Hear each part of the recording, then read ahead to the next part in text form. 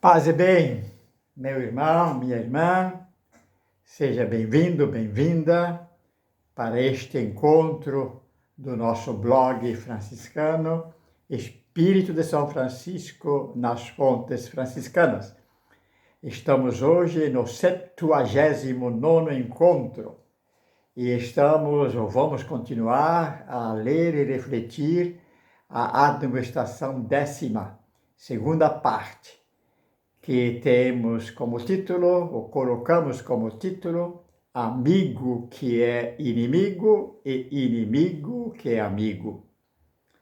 Francisco está falando para companheiros que, como ele, prometeram e se comprometeram trocar sua identidade pela identidade de seu Senhor e Mestre, Jesus Cristo crucificado. Nessa tarefa, há o inimigo que parece amigo, mas que é inimigo. E o amigo que parece inimigo, mas que na verdade é amigo. Vamos mais uma vez ler o texto. Muitos são os que, quando pecam ou recebem injúria, frequentemente lançam a culpa sobre o inimigo ou sobre o próximo. Mas não é assim, porque cada um tem o inimigo em seu poder, a saber, o corpo pelo qual peca. Por isso, feliz aquele servo que sempre mantiver preso em seu poder tal inimigo e dele sabiamente se guardar, porque, enquanto fizer isso, nenhum outro inimigo, visível ou invisível, poderá fazer-lhe mal. Até aqui, palavras da admoestação. Diferentemente de quase todas as demais admoestações, aqui Francisco parte direta e imediatamente de uma situação muito comum em nosso cotidiano. Diante da experiência de nossos pecados ou de injúrias que recebemos, quase sempre disparamos as armas do nosso ego ferido contra os outros, seja para nos defender ou para agredir. Nessa estruturação, erros, fracassos, males e pecados, o culpado é sempre o outro, enquanto que nos sucessos, acertos e vitórias, os merecimentos são sempre nossos. É dessa estruturação que nascem os ressentimentos, as invejas, a soberba, a prepotência, o ódio, a abominação, a vingança e a guerra.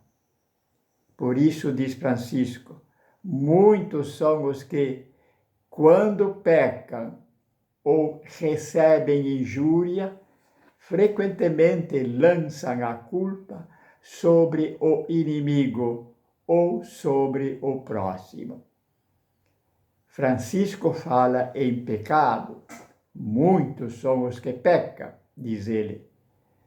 Pecado aqui, mais que um ato ou falta moral, está se referindo a um modo de estruturar a vida, afastado, desligado de sua origem e rompido com sua fonte. Um modo de ser que, a exemplo dos fariseus, acarreta o prejuízo de uma grande descomunhão consigo, com os outros e com Deus nosso Pai. Mas podíamos perguntar, onde está o princípio desse pecado, dessa desestruturação? Quem nos dá uma bela resposta é o nosso Papa Francisco.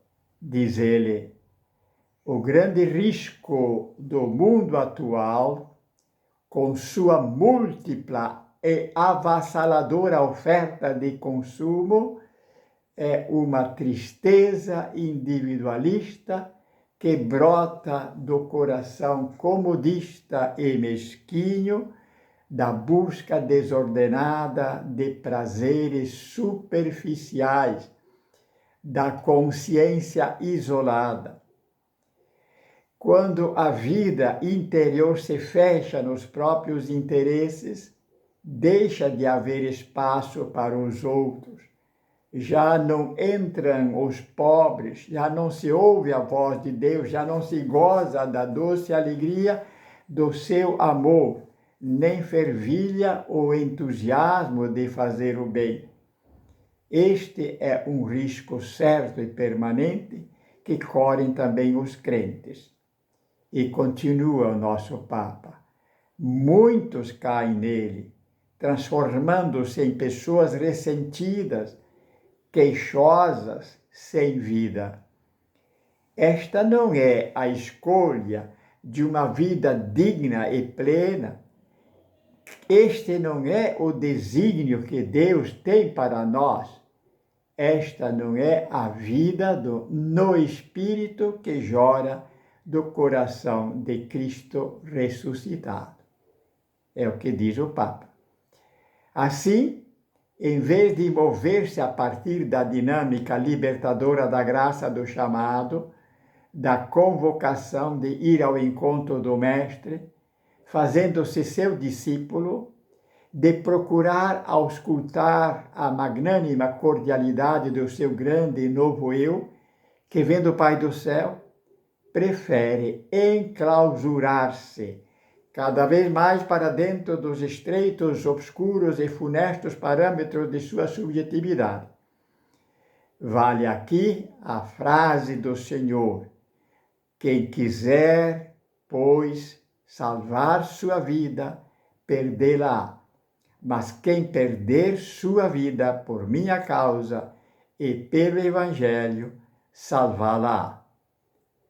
Há, pois, um pseudo-amigo, tudo que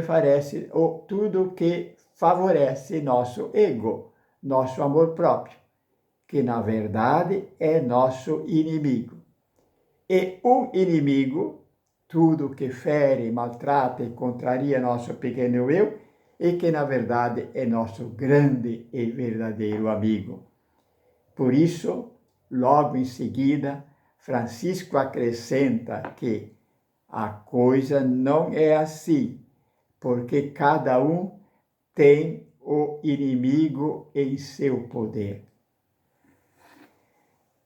Como seria então conduzir-nos de modo inteligente, sábio e correto a fim de escapar das amarras e garras desse inimigo? A primeira coisa é não deixar-nos orientar ou conduzir pelo nosso pequeno eu. Se fizermos isso, vamos entrar para um caminho difícil, árduo sim, mas libertador. Aos poucos, vamos descobrir que o pequeno eu, com suas medidas de saber, poder, querer e fazer, não é o tudo da nossa vida e que, na verdade, ele é falso, porque está escondendo e sufocando um outro eu maior, mais aberto, magnânimo e generoso, do qual ele próprio, o pequeno eu, nasce e depende. Vamos perceber que esse nosso eu nem sequer poderia existir sem a graça do grande eu. A partir dessa descoberta, então, não apenas vamos desejar que nosso pequeno eu apanhe, seja castigado, mas até faremos todo o possível para que isso aconteça. Assim, tudo aquilo que antes era recebido com contrariedades e revoltas, porque visto como inimigo, agora passa a ser visto com alegria e acolhido com gratidão como benefício e graça, com o qual só nos resta colaborar. É isso que o texto mais adiante pretende assegurar quando diz: feliz aquele servo que sempre mantiver preso em seu poder tal inimigo, o corpo, e dele sabiamente se guardar. Essa experiência Francisco a teve através do encontro com o leproso, chegando a proclamar: o que então me era amargo, ver leprosos, se tornou doçura da alma e do corpo. Para nós modernos, acostumados a valorizar ao máximo o corpo e o próprio eu, essa afirmação nos escandaliza. O que leva Francisco a fazer-nos um alerta tão radical e aparentemente tão negativo acerca do corpo do nosso ego? Ora, segundo São Francisco, nosso pequeno eu é nosso inimigo, porque, a exemplo dos anjos maus, não admite seguir o caminho, isto é, o modo de ser, o espírito traçado pelo Criador à sua criatura e abraçado por Jesus Cristo em sua encarnação. O caminho finito, pobre, desprezado e desprezível, de servo e não de Senhor. E ainda, a exemplo daquelas criaturas celestes, os anjos maus, nosso pequeno eu quer bancar o herói, o super-homem, enquanto que na encarnação Jesus Cristo segue o caminho inverso, o da kenosis, isto é, do abaixamento, do esvaziamento da servidão. Segundo esse princípio, a espiritualidade franciscana não existe para tornar-nos mais perfeitos, mais poderosos, santos, piedosos, heróis. Existe antes, para, a exemplo de Cristo, fortalecer-nos na disposição de acolher com boa vontade a impossibilidade humana de entender a impotência divina diante de todo tipo de finitude humana, como doenças, injustiças, opressões e até do próprio pecado, bem como de todo tipo de catástrofes e calamidades naturais e a própria morte. Cristo, Deus, nada pode fazer diante da condenação e da cruz que os homens lhes impõem, senão acolhê-las como a graça de poder amar mais uma vez e ainda mais o próprio Pai e os homens, principalmente aqueles que o estavam condenando e crucificando. Por isso, o mal presente na história dos homens e da natureza está intimamente ligado ao pecado, isto é, ao desligamento, desprezo e afastamento do homem do bem-querer de Deus. Na tradição bíblica e cristã, esse afastamento se expressa em não fazer a vontade de Deus para fazer a própria vontade. Mas, apesar de tudo isso e das aparências, o homem não escapa das mãos cuidadosas, providenciais e misericordiosas de Deus. Se é verdade que todos pecamos negando Deus, mais verdade ainda é que o nosso mal tem agora um destino: a misericordiosa e providencial acolhida de Deus. O reino dos céus que veio para o meio de nós através de Jesus Cristo crucificado, fato que levou o apóstolo a proclamar: onde abundou o pecado, superabundou a graça. Assim, para um cristão, todos os acontecimentos devem ser lidos, assumidos e trabalhados a partir e de dentro do mistério da encarnação e crucificação de Cristo. Porque só aí, mediante esse mistério, encontrará a salvação de todas as suas finitudes e limitações, inclusive do pecado. Esse cuidado, evidentemente, não nos dispensa de buscar e analisar as causas que dão origem e sustentam o pecado e todo tipo de males, tanto pessoais como coletivos e da própria natureza. Isso, porém, não para condenar quem quer que seja, mas para descobrir e assumir a responsabilidade que nos toca. Por isso, o foco de nossa atenção deverá estar sempre voltado para nós mesmos, para ver o mal que está e nasce de dentro de nós, a fim de castigar-nos e disciplinar-nos com a dinâmica da conversão evangélica, isto é, com o vigor do toque da boa nova do chamado, que liberta nosso pequeno eu da prisão do eu egocêntrico.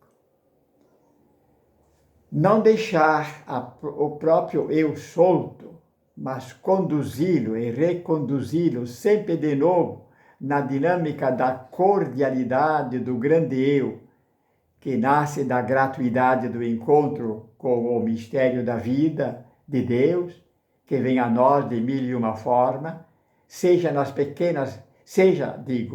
pessoas que nos querem bem, como nas demais que nos agridem ou injuriam, seja nos acontecimentos favoráveis como nos adversos.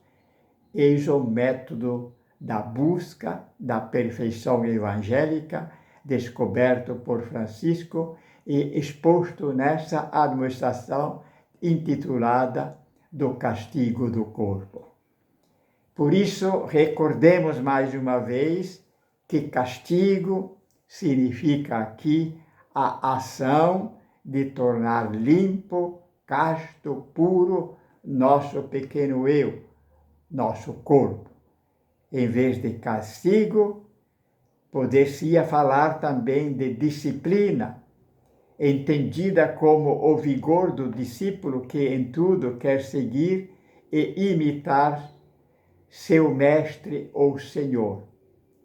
Este método consiste em manter sempre esse nosso eu em todas as suas manifestações e transformações sob a luz e sábia e animadora da afeição original.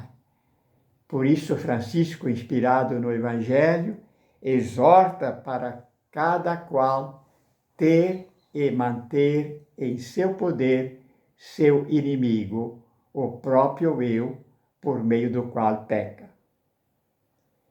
O método é muito eficaz e prático, porque leva a pessoa a ser médica e mãe de si mesma. Mãe, porque começa a descobrir e conhecer os meandros e as manhas, até mesmo de sua vontade. As tentativas de escapar da verdade de si mesmo e dos outros, de esconder a agressividade na mansidão. É médica porque, conhecendo-se como ninguém, está em condições de proporcionar ao seu pequeno eu o verdadeiro e único tratamento que lhe cabe. Inseri-lo cada vez mais para dentro da jovialidade e do frescor daquele seu novo eu, nascido juntamente com a graça do encontro e do chamado. Assim, a convivência com os outros e com os acontecimentos da vida em vez de empecilhos, desgraças e inimigos, tornam-se nossos grandes amigos, auxiliares, benfeitores e mestres. E, por mais paradoxal que pareça, a exemplo do próprio Mestre, esses tornar-se-ão nossos melhores amigos e mestres, como se expressa a seguir. Francisco conclui dizendo o seguinte, que enquanto fizer isso, nenhum outro inimigo, visível ou invisível, poderá fazer-lhe mal.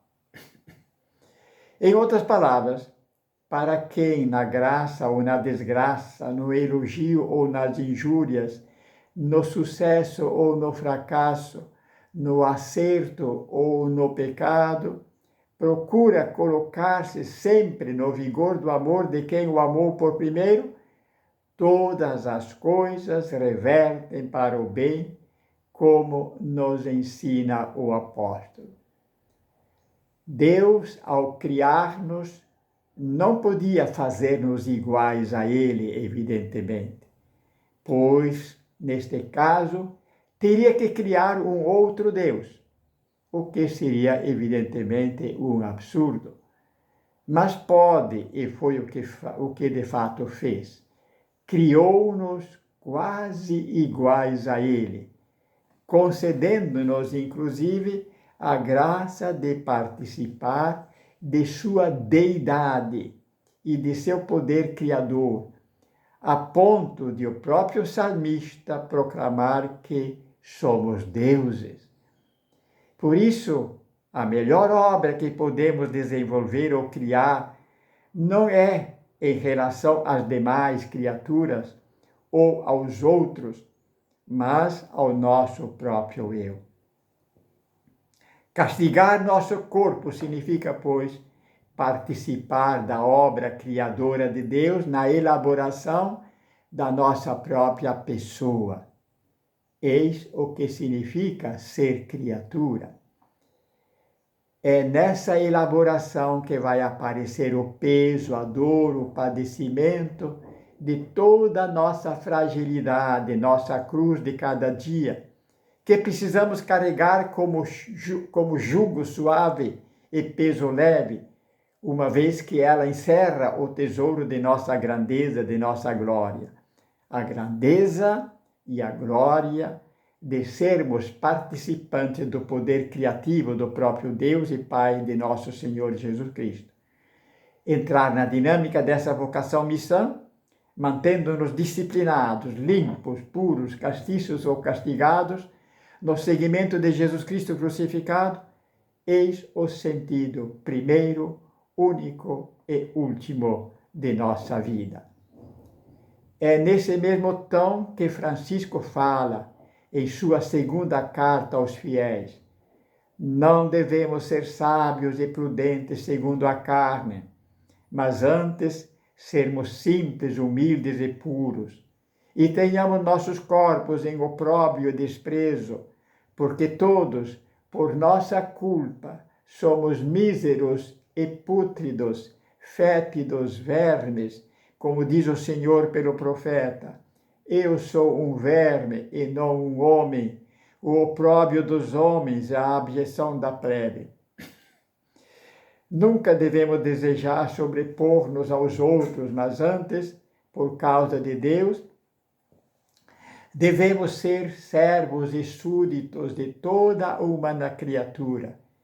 E todos aqueles e aquelas, enquanto assim fizerem e se perseverarem até o fim, repousará sobre eles o Espírito do Senhor, e neles fará habitação e morada. Assim serão filhos do Pai Celeste, cujas obras fazem, e são esposos, irmãos e mães de nosso Senhor Jesus Cristo. Somos esposos quando no Espírito Santo a alma fiel se une a Jesus Cristo. Somos irmãos quando fazemos a vontade do seu Pai que está no céu. Somos mães quando o levamos no coração e em nosso corpo por amor e com consciência pura e sincera, geramo-lo por santa operação que deve nos ir em exemplo para os outros. E conclui São Francisco: ó quão glorioso, santo e grande ter nos céus um Pai! Ó quão santo, consolador, belo e admirável ter um esposo! Ó quão santo e dileto, benfazejo, humilde, pacífico, doce e admirável e sobre todas as coisas desejável ter tal irmão e filho, que entregou sua alma por suas ovelhas e orou ao Pai por nós, dizendo: Pai Santo, conserva em teu nome os que me deste. Pai, todos os que me deste no mundo eram teus, e tu os deste a mim. Palavra de São Francisco. Meu irmão, minha irmã, um grande abraço e gratidão por ter nos acompanhado. Paz e bem.